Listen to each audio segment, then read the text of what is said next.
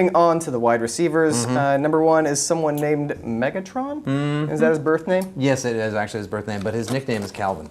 Calvin Johnson. Oh, after Calvin and Hobbes. I think it's fun sometimes to actually give people their. So I like going by the nicknames. I would allow the same way they do in the NBA when you can do a King James or you can do the Truth. Yeah. I would love Calvin Johnson to be able to wear Megatron on his back. A little XFL touch. Totally.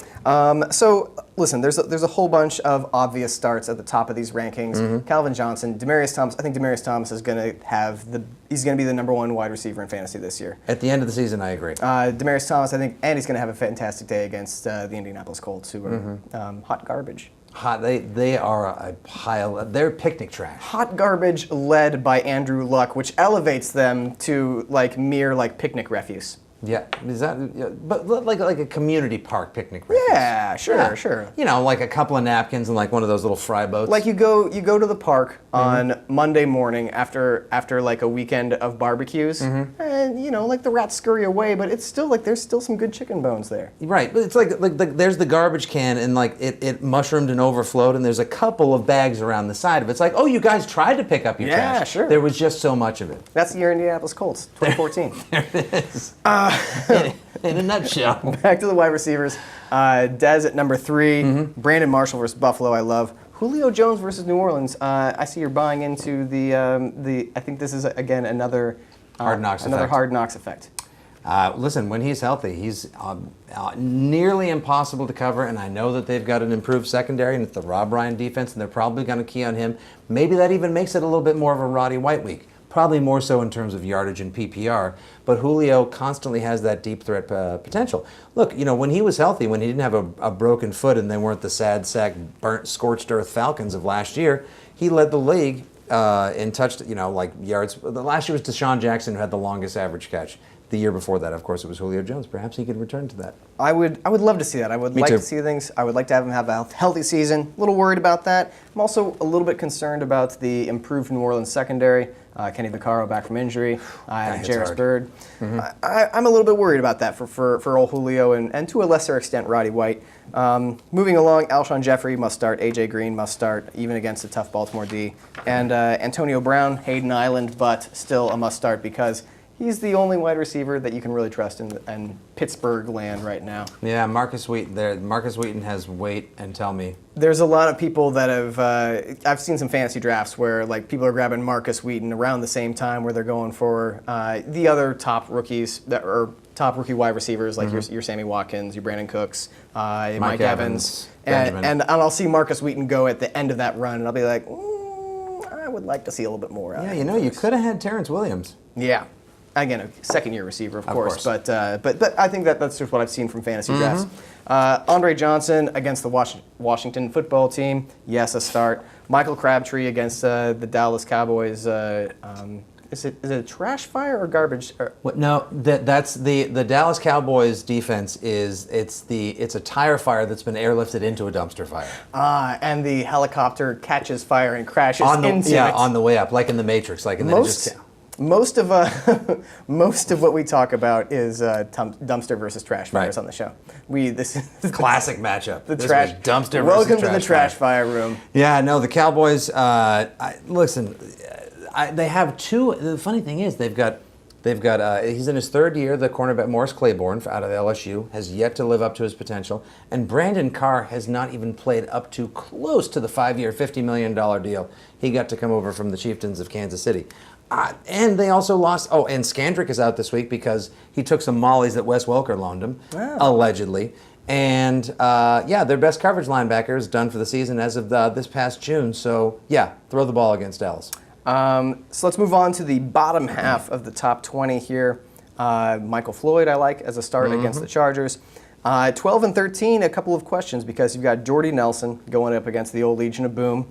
And Keenan Allen getting Patrick Peterson treatment, we assume. Probably. It's pretty safe to assume that he'll get the PP patrol. It doesn't sound...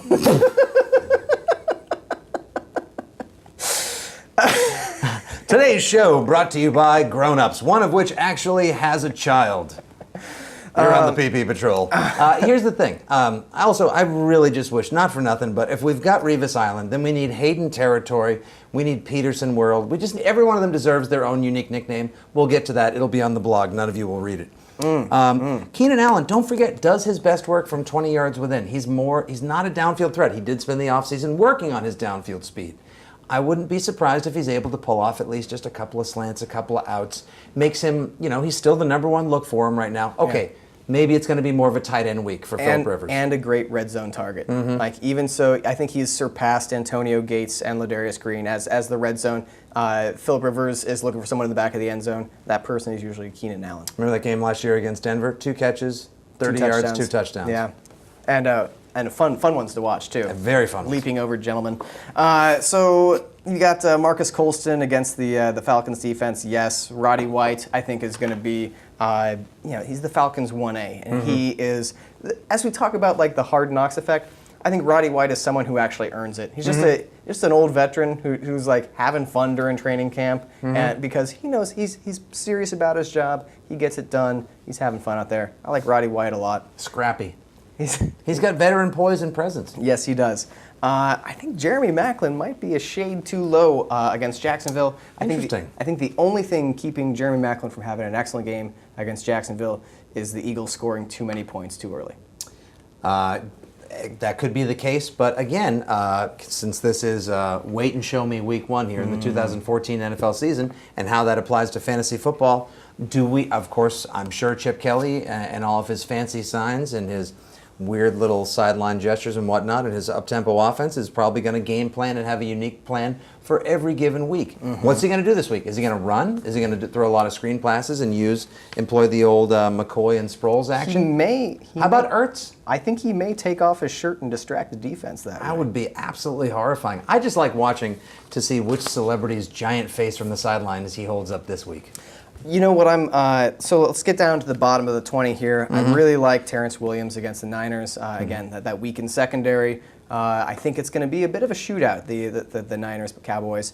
So Terrence Williams is good, but there's 2 names missing here that I saw usually in the top 20 of wide receivers in fantasy drafts. Those names are Cordero Patterson. He's playing at St. Louis this week, and Percy Harvin. Right. Now, Percy Harvin you can make an argument for. I just flat out think Cordero Patterson's going to get roughed up this week. I don't see a very good week for the Vikings going into St. Louis. That front 7 has teeth. They're going to play them uptight, close. It's going to be pushy. It's going to be shovey. I know that's not a word, but it applies in fantasy because it's technically not even real. It's fantasy after all. I can't imagine this is not the week that you're looking for Cordero Patterson to just catch long bombs from Matt Castle. I know you spent a 4th-round draft pick on him. Maybe I did not. Maybe a flex. You, the royal you, all of you out there listening or watching. I'm just not crazy. I mean, look, it's a 2 to 3 wide receiver setup. You probably have better options. Yes, should. I think if Cordell Patterson is going to make an impact this week, he's going to need to get 30 to 40 yards on the ground via end arounds or a bubble screen that ends up breaking out. Didn't touch the ball on the ground just like Percy Harvin did in the entire preseason. Yeah, I think, again, the coaches aren't going to show their hands with that. Oh, here, what do you think I should do with these 4 kings? Is this good? No, it's a guy. I do think that Percy Harvin should be in the top 20 as I'm beating the drum for Russell Wilson. I'm going to do the same thing with Percy Harvin. As long as he's healthy, I think you're looking at a top 15 wide receiver. Yeah. And yes, I know the Seahawks don't throw the ball enough. I think that an additional, the way that they've employed him in the short passing game, getting him the ball into his hands immediately after the snap with 2 blockers ahead of him, getting him in motion, he's just going to pick up some garbage yards. Again, it's going to be great yards for the Seahawks. They'll do the on first downs when they don't run. They'll throw it to Percy Harvin, get a quick 6-7 yards. Or if a jet sweep that gets him 15, and he's just going to accumulate those yards a little bit early. It's going to open up the Seahawks offense, and so it's going to come down to, does he get in the end zone? And I think that's going to be the biggest question to whether Percy Harvin's a fantasy success this year is, does he have 6 touchdowns or does he have 12 touchdowns at the end of the year? He's a matchup nightmare. Week 1, of course, that's not exactly the fleetest of foot of linebacking cores, so he might be able to work his magic on the interior and to the outside. He does return kicks. I think what we saw in the Super Bowl was what got fantasy people as well as actual fans of that particular football team most excited. Ooh, look at, he's doing a little bit of everything. He's returning kicks for touchdowns. He's creating momentum on his own. He's catching passes. That's what they saw in 2012, before, of course, he was dealt and then hurt, and then they replaced him with a slighter and weirder named version of himself in Cordarrelle Patterson. I'm higher on Percy Harvin this week than I am in Patterson. One other guy of note, I had no other running backs I wanted to add, even with the Doug Martin omission. Cecil Shorts, in case you need it. That is a historically bad Philadelphia secondary, and again, they're going to be down. Could be slinging a lot of garbage throws his way. Yeah, and Cecil Shorts has been. I have a kind of a rule of like, don't ever play a Raider unless a bye week like demands that you do so. That's a fancy, but yet at the same time, none too convoluted and logical rule. And that doesn't quite apply to the Jaguars. Like, even though the Jaguars are just as much of an awful team as the Raiders are, the Jaguars managed to create some worth in fantasy. Maurice Jones-Drew throughout the years. For the first time in years, the team may not actually be as bad as those two-tone helmets. I like the two-tone helmets. No, you don't. No, I don't. Stop currying favor I don't. with... I do like the pool in the stadium. The pool in the stadium. It's great. Now, finally, you don't even have to finish the game. You can just drown yourself. Hey, thanks for watching this SB Nation video. If you liked it, do us a solid and click that thumbs up button. And for more from SB Nation, subscribe to our channel. And while you're at it, how about watching one of these videos over here? Come on, what else are you doing today? Click it. Go.